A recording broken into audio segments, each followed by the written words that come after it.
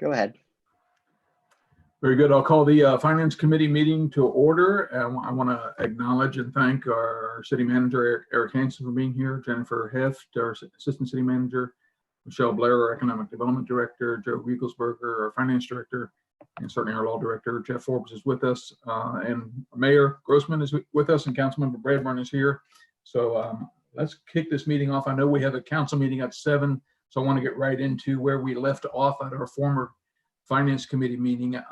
Joe, I had reached out to you and asked you to think about the impact of the COVID-19 pandemic and how city finances would do. We're going to do. Let me go there and just ask you if you have an update for us on how city finances look and what the potential impacts we may be facing from a finance perspective as we move forward. Right. Thank you, Vice Mayor. It continues to be challenging to be able to know what the full impact is. We really don't know enough. Obviously the biggest month with the complete drop was April, so it's very difficult to be able to measure what that is until we actually see the income tax withholding come in. That would be due on May 15th. I do know that my first little bit of information I saw was like the license plates renewal, and that was down roughly about 25%. So it's extremely difficult to be able to measure. I'm looking at the same thing that many of you are looking at as far as the employment rate and a lot of things that are being discussed with from a macroeconomic standpoint. So at this point, most of the projections that I put together is the best guess at this point, as far as where we would possibly be. But the more information will be coming in shortly, and we will be able to continue to monitor that and make adjustments. Okay, all right. So I know you issued a memo on April 30th that described potential impacts. You're still comfortable with the numbers that you set forth in the memo? Yes, they are the best available numbers at this point. Certainly it's going to have an impact on the city, but certainly with good planning and what we've been able to do, we budgeted almost as if there would be a recession because of our conservative budgeting. I know that the state has indicated that there'll be significant drops in their sales tax revenue as well as their income tax revenue.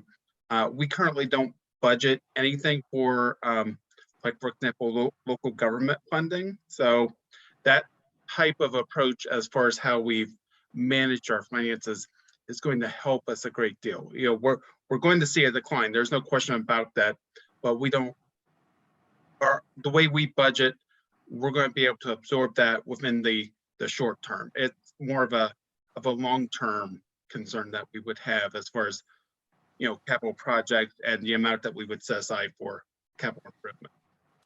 All right, and can I pivot you for a moment to talk about the sewer utility fund and what's available in that funding source?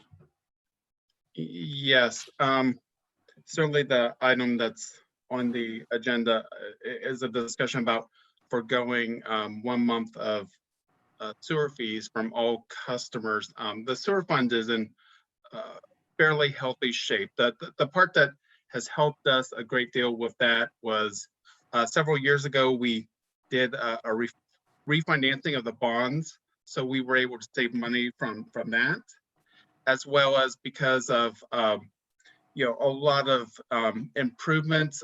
You look at development, both business and residential. We have been able to put more money into our sewer expansion fund that has paid for a lot of our capital as opposed to the sewer fee itself. So we're in good financial shape with the sewer fund at this point.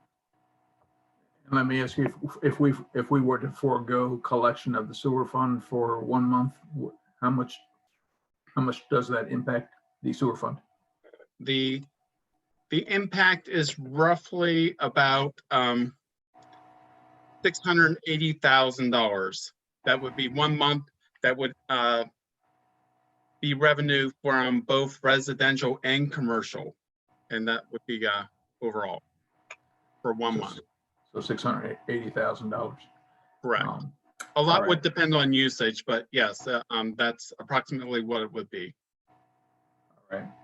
And Eric, let me switch over to you if we could for a minute and get an update on the gift card program 2020-43. I thought I heard a report that there is a service agreement with the CDC has been put together and has been put in place. That's correct. Friday evening, have a fully executed service agreement with the CDC to move forward on what I would call a traditional gift card program. They would be selecting businesses, qualifying them, and then purchasing gift cards from those businesses. And then those gift cards would be made available to the city of Mason. Probably an enhancement to the program as executing the service agreement is the gift cards would have, say a gift card has a face value of $50. It is redeemed for that full face value by spending $100. So it's effectively a half off up to a face value. The intent of that and the intent of the entire program and the service agreement is that the city would use the gift cards to encourage and to motivate additional commercial activity to the benefit of Mason businesses. Very good. Okay, and so I've had asked for some legislation to be introduced tonight that would talk about a sewer utility fund gift card program. Can you just, is that something the city could administer? How would we do that? And maybe let me go back and see if Joe disagrees with me, but to answer your earlier question, feel like the sewer fund is sewer fund isn't paid for by taxes. It's paid for based on usage. So as people use it, they pay for that service. I think as Joe goes through the numbers, and the real concern for those customers is if we forego a month or two of revenue, does that mean that we'll have to make that up on the other end with a rate increase?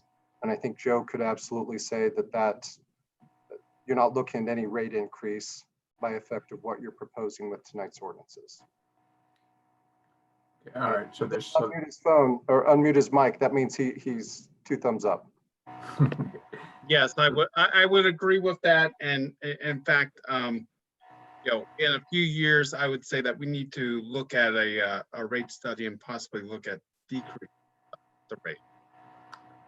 Okay, all right, but there certainly is some revenue in our sewer fund that if we forgoed revenue for a month and implemented a gift card program out of that fund, there's sufficient assets there to cover that. Yes, absolutely. Okay, all right. Let me reach out to the mayor and Councilman Bradburn. You've had an opportunity to see the ordinance that has been on the agenda tonight. Didn't know if you had any thoughts or comments in regard to that ordinance.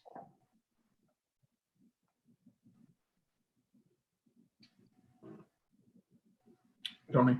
Yeah, not on my end. Looks like a lot of work's been done on it. It looks like we have a cushion within the sewer fund. And I think it's a way to also go ahead and help our small businesses the best way we can, and also to provide some relief to basically all sewer rate users within the city. That's, you know, that's your own individual house or an industry. And industry and small businesses are also suffering during this situation. And I think we've got that flexibility. Let's do it. Mayor, any comments? Yes. Oh, well, I was really excited to read our packet. We got a lot of information about the sewer fund, how it works. And we got a great write-up on the programs that our staff has developed. So we got to experience some of that in our last Economic Development Committee meeting, but staff has worked so well and collaborated so well and have come up with these wonderful solutions to these really tough problems. And I'm just so impressed that you were able to identify funding the way that you did. It doesn't seem that glamorous if you're thinking about a sewer fund, but it's actually really remarkable. No council member would have known that was there, I don't think.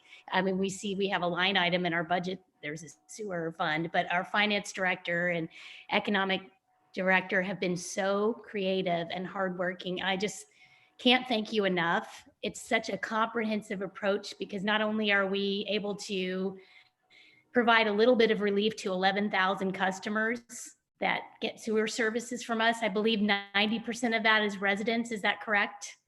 Something like 10,000 residential accounts, and then we have another 1,000 or so. Is that right? Okay, that are businesses. So that is just really a great way to not only help them out a little, but it gets money back in the pocket of the families and the companies that earn it. And it allows some economic stimulus to come back at the local level. And then the gift card program will also infuse cash into the local economy. So it all together, help me out, Eric and Joe and Michelle, all together, if everything were to be adopted tonight, how much stimulus would go back into the local economy?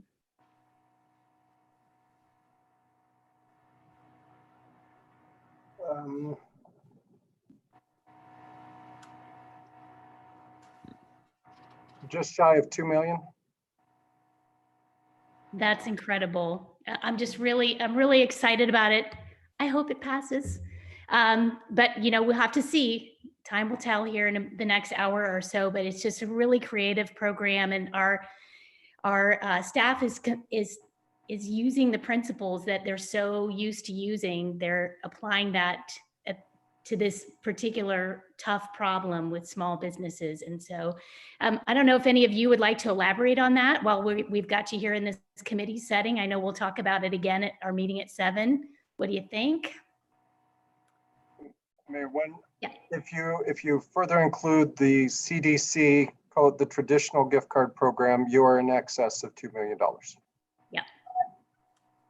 And I think that's one thing I would just add, and will be an important distinction. The CDC is like a traditional gift card. So gift cards per merchant issued to a specific merchant.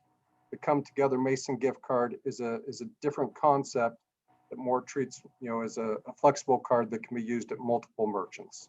So there will be 2 programs that may cause some confusion. We just want to make sure we keep those. They're both to the benefit of small businesses, administered a little differently, have a little different impact. Yeah, and Eric, I wanted to think about a potential second wave of economic shutdown. If this coronavirus were to come back, as some of the experts are saying, we may see a second wave of this back in the fall. Is there some way that we could plan to meet a need that may arise at that time if there was to be another government shutdown in the fall? We talked about that, and you have to be somewhat particular when you're using the utility fund and how you go about doing that. But did talk with Jeff about, and I think you can afford an enhancement there should you, maybe for 2 reasons, should there be additional, and I don't want to be a doomsayer, but times have been so unpredictable and ambiguous, but should there be another slowdown as part of this pandemic or another resurgence, I think you could authorize an additional amount, as well as with the consideration that how this is rolled out and how it's communicated. Those expenses you incur depend on folks utilizing it. If you do not have full utilization, you may be authorizing funds here that could actually come back and help fuel an additional wave. So you have kind of 2 triggers there that, and Jeff, I believe, had drafted an amendment that may help try to capture that if the committee was interested.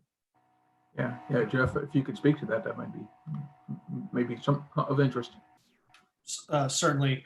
What I came up with today, and again, it can differ depending on what the committee or council, what direction you like to go. But in what I tried to come up with is a way to amend Ordinance 51. Ordinance 51 that will be on the council agenda tonight is the one with the sewer rate reduction and then the related utility gift card program. I tried to make an amendment to that existing ordinance so that it could be authorized by council now, or at least considered for authorization by council now, that would potentially streamline in the future if you wanted to actually use it instead of having to come back for future legislative action. And the way I did that is there's already a section in Ordinance 51 that appropriates $500,000 from the sewer utility fund for the program that we've already discussed. I'm suggesting you could consider an amendment to that section that essentially adds language. And I can read what I wrote earlier today if you want to hear the exact language. I can share that with you however you'd like, but essentially you could add this language to the ordinance, to that same section. And it would say an additional $500,000 may be appropriated from the sewer utility fund for a second round e-gift card program to eligible sewer customers upon submission of sufficient identifying information to be utilized if needed based upon further government shutdown or slowdown orders, as well as the rate of redemption of initial gift cards to be determined by the city manager. And just to clarify what I mean by that last phrase there, to be determined by the city manager, it essentially means you'd be authorizing this potential second round program, but the city manager would have to determine if those sufficient triggers have been met to actually use it. So I tried to build in as much flexibility as I could to allow it to be included in the legislation now, but also have some real triggers of whether it would ever be utilized in the future. Very good. Okay. Yeah. So 51, as it's currently drafted, is authorizing a one-time immediate reduction or elimination of sewer fees for 1 month, which is $680,000 of foregone revenue that remains in the economy. Also authorizing up to $500,000 through an e-gift card program that could be used and specifically designed to be used to support Mason small businesses and a way to infuse up to $500,000 into the Mason economy as we come out of this pandemic and get back to work. If we adopted an amendment, we could authorize a second round if there was another wave of up to another $500,000 into the small business community. And Eric and Joe, are we comfortable that the sewer fund could support that level of foregone revenue and gift card programs? Yes.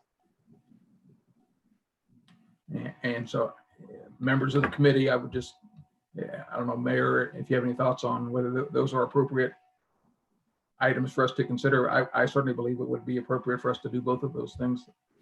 All three of those things. Yeah, I think that's a wise approach. And just a quick question, could you explain what would happen to those funds if we were not to introduce a second wave of gift card purchases? Yes, that's a good question. As I would understand, maybe Joe's better at answering that question. I guess those funds would stay in the sewer fund. Yep. If the funds aren't spent, then they're not spent. They don't go anywhere. They continue to support the sewer utility. So could result maybe in a reduction of sewer rates into the future. Yeah, I think as well as the sewer utility performs, as Joe mentioned, that on the horizon, the ability to adjust the rates downward. whatever happens either accelerates or, decelerates that day, but not by a significant margin. That certainly would need to be looked at in the future, but yes, that would be part of that consideration. And yes, any unspent funds would definitely go back. Well, it all remains within the sewer fund, so it would be encumbered in the sewer fund. It would be expended in the sewer fund, and if it wasn't spent, it remains in the sewer fund. Nothing moves from one fund to the other. It's completely independent from any other fund of the city. Yeah. Great job. As the mayor said, I would commend members of the staff for coming up with an innovative solution. I don't think a solution that many other communities have looked at or maybe even have the opportunity to look into. But certainly, I think shows that Mason's leading the charge in terms of how best to reach back out to our small business community, our businesses, and bring them back as we step out of this pandemic and get back to work. Certainly, injecting $500,000 into their businesses is going to be a tremendous boon as we move forward. Councilmember Bradburn, any final thoughts as we wrap up our Finance Committee meeting? No, there's obviously a lot of work's been done. I think I did have some real brief discussion with our city manager, and I don't know of any other community that's committed this type of funds for a jurisdiction our size. And I think that it shows good faith of the city council to go ahead and do what we can and still be prudent, but also at the same time have oversight of those funds. An important key. Yes, Mayor. Thank you. Yeah, and to piggyback on what Tony was just saying, I think this is probably the most aggressive program that I've heard of, and I don't know if other jurisdictions in Ohio are working on anything similar. But without dipping into our savings, our rainy day fund, we're able to find liquid. That's no pun intended, but I don't know what else to call it, from the sewer fund. And we're able to put it to good use in a real-time way. And it's kind of working from top to bottom and from left to right, in the sense that we're working on the supply side and the demand side. And we're, able to benefit residents, businesses, and really put a lot of stimulus in. If we have one more minute, can you just review and walk us through how you identified the funds? So we know that Ordinance 51 is going to be funded by the sewer fund. And how are we doing Ordinance 52 if that were to pass as well today? Ordinance 52 would be general fund dollars. So those would be, funds from the general fund, ultimately tax dollars that would be used in exchange for partnerships at one level and for what we would term forgivable loans. They would be forgiven based on a business remaining in the city and operating a year out and continuing to generate payroll, which essentially, like our other efforts, it's either paid through payroll or through the loan payment being made. And our confidence is that payroll will be generated, and so those loans will be able to be forgiven and the city ultimately made whole through the payroll. Very good. Well, I know we've got to get on to a council meeting, so I'm going to wrap up this Finance Committee meeting. I do want to thank the mayor for her vision and keeping us from giving away $500,000 that would have perhaps put us in a position where we couldn't do what we're able to do today. But I see this as a tremendous boon to the Mason community. It puts the impetus in the hands of the consumer to decide where best to spend those gift cards, how best to inject that money into our economy. And I think that is a win-win for everybody. So with that, I'm going to call our Finance Committee meeting to a close, and we'll see everyone in the council meeting. Everyone needs to exit this meeting and go